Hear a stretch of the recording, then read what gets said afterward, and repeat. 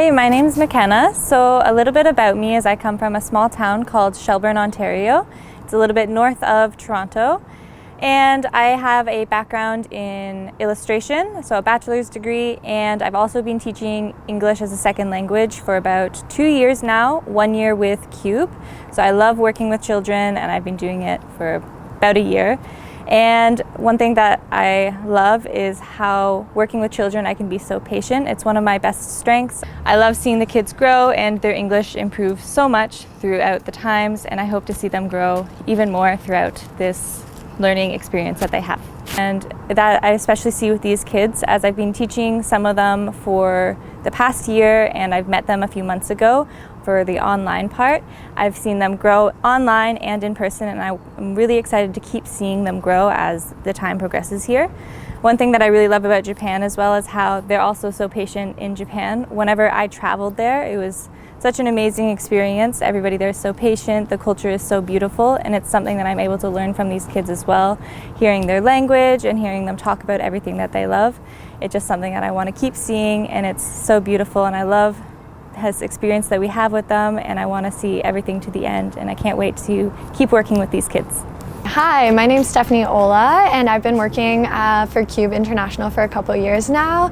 I'm a teacher, an elementary school teacher. I teach anywhere from kindergarten to grade 6. Last year I taught abroad in Australia, and I was teaching grade 2. Before teaching in Australia, I was a student at Queen's University. I was in the concurrent education program, which is a 4-year undergraduate degree. I majored in French studies, and then a 1-year teacher's college degree, where I graduated with my primary junior qualifications, which range from kindergarten to grade 6. I also did an extra course for international education, where I was able to participate in placements internationally and teach English to different students. Something that makes me stand out as a teacher, I would say, is that I'm very creative and adaptable. I love getting to know my students' interests and incorporating them into my lessons and into our conversations, and also creating lessons that are appropriate for their level of learning along with their interests. When I was in university, I was doing a conversation program with other university students from Japan, and they were telling me about their culture and their all the different scenery of the different regions that they're from. So I would love to go to Japan one day and ride the bullet train from different cities just to see the different landscapes and potentially go skiing as well. I'm very excited about the summer camp program, and I'm really excited to meet everyone. Hi, my name's Sean. This is my second year working with Cube International.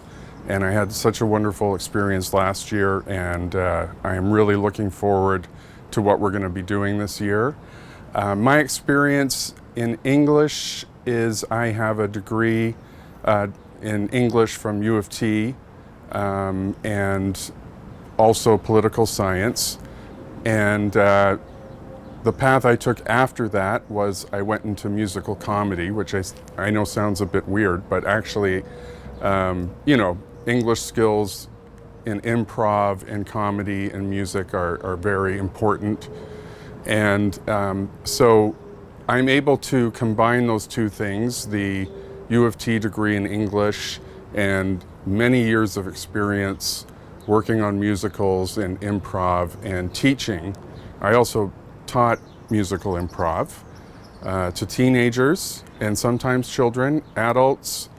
And so I have some experience, and I think that the reason that this helps me is that I'm learning to understand things from their level. Like, instead of throwing out complicated words they might not understand, to understand what level they are at and what they need to learn first, and try and understand it from their perspective. If I was trying to learn a new language at that age, how would I want it presented to me? So that is what I'm doing.